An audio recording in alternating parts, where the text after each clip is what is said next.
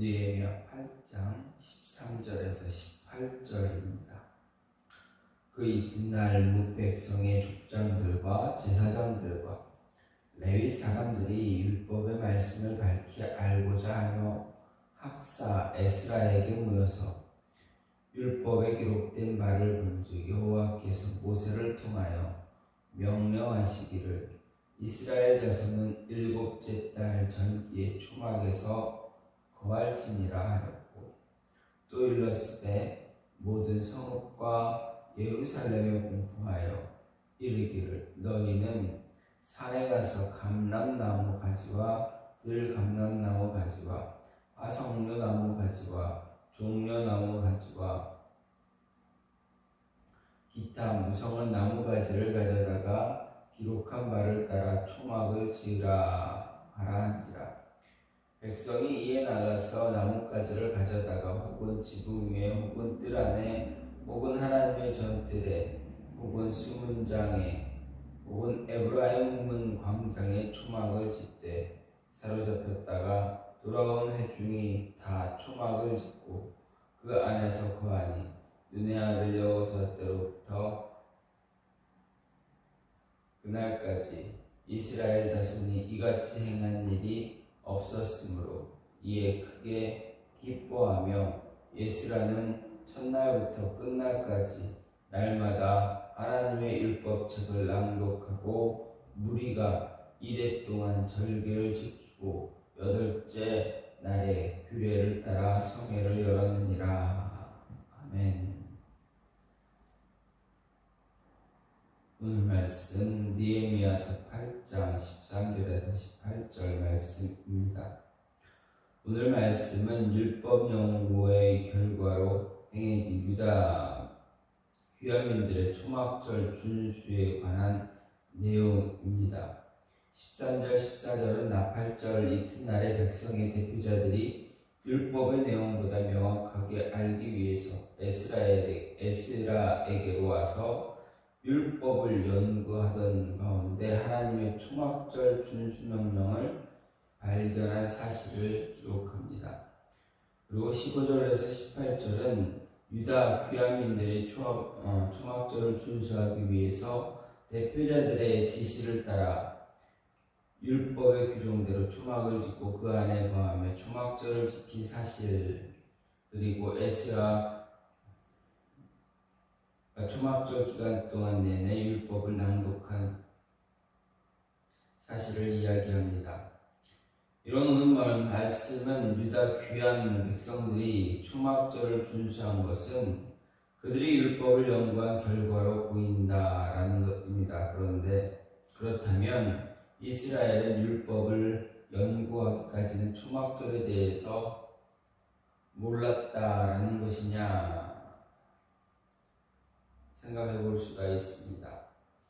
하지만 이스라엘이 초막절에 대해서 몰랐다라는 것은 말이 되지 않습니다. 사실 이스라엘 자손들은 1차 포로기한 직후에 초막절을 준수한 일이 있기 때문입니다. 그때 이스라엘 자손들은 규례대로 초막절을 준수했다라고 합니다. 따라서 우리는 오늘 말씀에서 이스라엘 자손들이 율법을 연구한 결과 초막절 준수 명령을 발견하고 비로소 초막절을 준수할 마음을 가졌다 보는 것보다는 이스라엘 자손이 7월이 되어 예루살렘에 모인 것이 나팔절과 초막절을 준수하기 위함이었다라는 것을 이해해야 합니다. 그리고 그들이 율법을 연구한 것은 다른 무엇을 알기 위한 것이 아니라 초막절의 상세한 규례를 알기 원했다라는 것으로 볼 수가 있습니다. 따라서 본문에서 초막절에 백성들이 행해야 할 일을 자세히 언급한 이유도 거기 있다라고 볼 수가 있습니다. 한편 오늘 말씀은 이스라엘 자손들이 초막절을 준수한 것은 특별히 강조된 것은 초막절 준수를 강조한 것은 초막절의 역사적 의미와 관련이 있습니다. 즉 초막절은 이스라엘 백성들이 출애굽해서 40년간 광야에서 장막 생활할 때 하나님께서 지키시고 보호하신 것을 기념하는 절기다라는 것입니다. 그래서 이스라엘 자손들이 예루살렘 성벽을 재건해서 이 초막절을 준수함으로 70년 만에 포로 생활과 예루살렘 성벽의 재건이 이루어지기까지 불안정한 생활 가운데서도 지켜주신 하나님의 은혜를 기억하고 다시는 하나님 앞에서 범죄하지 않겠다 다짐하는 것을 나타내고 있는 것입니다. 이런 내용을 통해서 오늘 생각할 수 있는 것은 말씀을 부단히 연구해야 바른 신앙에 이를 수 있다라는 것입니다. 13절을 보면 나팔절을 지킨 다음날 족장들과 제사장들과 레위인들이 학사 에스라에게 나옵니다. 성경은 그 이유를 율법의 말씀을 밝히 알고자 하여라고 말합니다. 우리가 이를 문자 그대로 받아들인다면 족장들과 제사장들, 레위인들은 나팔절 행사할 때 에스라의 율법 선포와 가르침에 감동해서 모든 율법의 말씀을 연구하기 위해서 에스라에게로 나온 것으로 이해할 수가 있습니다.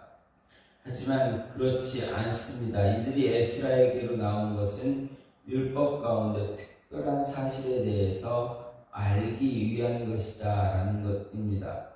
즉 초막절 규례를 알기 원했다 생각할 수 있습니다. 14절 이하의 기록에 보면 이스라엘 자손들은 족장들과 제사장들, 레위인들이 율법을 연구한 결과 초막절 준수 명령을 발견하고 그에 따라 초막절을 준수한 것으로 보이지만 사실 이스라엘 자손들은 초막절에 대해서는 이미 알고 있었습니다. 그들은 제1차 포로기한 직후에도 초막절을 지킨 일 때문입니다.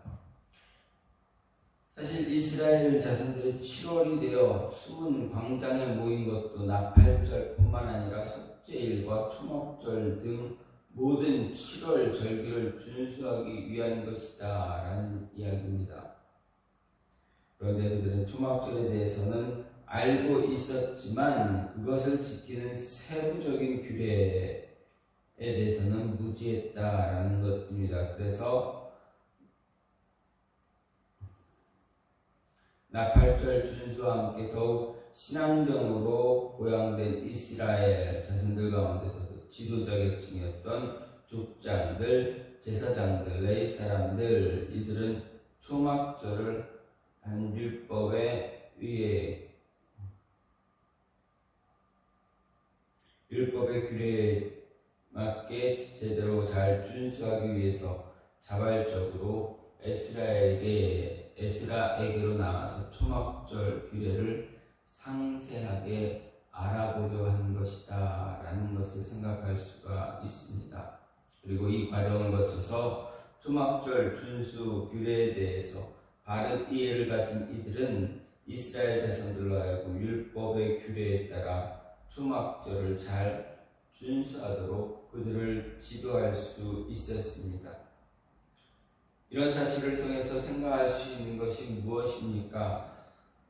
하나님의 말씀인 성경에 대한 부단한 연구의 중요성입니다. 성경은 우리의 구원에 이르는 길을 제시하기 위해서 하나님께서 기록하여 주신 책입니다.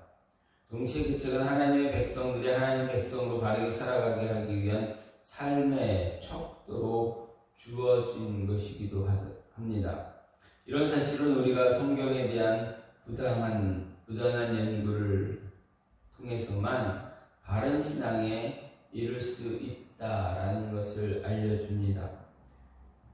성경에 대한 연구 없이 누구도 바른 신앙에 이를 수 없기 때문입니다. 성경을 알지 못해서는 하나님의 뜻을 알 수 없고 구원의 길도 알 수 없고 하나님의 백성의 바른 삶의 길 역시도 알 수 없게 됩니다. 결국 바른 신앙의 길로 갈 수 없었던 것이다 라는 이야기입니다. 성도들 가운데 이단의 유혹에 미혹되거나 성도다운 삶을 살지 못하는 이들이 있는 이유, 다 이와 같은 이유입니다. 성경에 대한 바른 연구가 없기 때문에 그렇습니다. 되게 교회 성경 공부 모임을 외면할 때가 우리는 참 많습니다. 또 개인적으로 성경을 읽거나 연구하기보다는 기독교의 기본 진리조차 알지 못할 때가 참 많다라는 것입니다. 하나님이 어떤 분인가, 어떻게 해야 하나님을 바르게 섬기는 것인가 알지 못할 때가 많습니다. 그래서 교회에서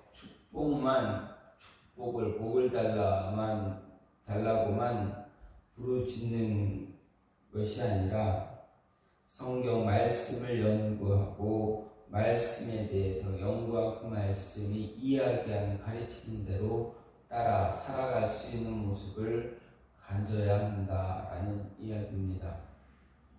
또 하나님의 말씀을 다 안다고 자만할 수는 없습니다. 13절을 더 생각해 보면 나팔절 이튿날이 되자 족장들과 제사장들, 레위인들이 율법의 말씀을 잘 알기 위해서 학사 에스라에게 왔습니다. 우리는 이 본문에서 한 가지 의아한 사실을 볼 수가 있는데, 그것은 족장들은 그렇다 치고 레위인들, 제사장들까지 에스라에게로 나왔다는 이야기입니다. 제사장 레위인들 누구인가 생각해보면 그들은 종교 지도자들입니다. 하나님의 율법을 백성들에게 가르치는 사람들입니다.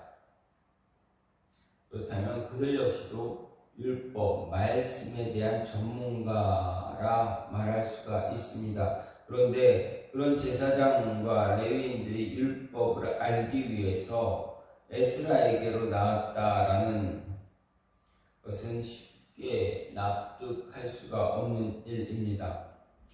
7절에 의하면 레위인들은 나팔절의 율법을 낭독하고 그 의미를 해석해 줄 만큼의 대한 지식을 갖고 있었습니다. 그렇다면 이렇게 제사장들과 레위인들이 율법을 알기 위해 에스라에게 갔다라는 사실은 어떻게 이해해야 되는가 생각할 때, 당시 율법책이 에스라에게만 있어서 그 상세한 내용을 알아보기 위해서 에스라에게 간 것이다 라고 생각해 볼 수 있지만, 율법책이 에스라에게만 있었다 보기는 어려운 모습입니다.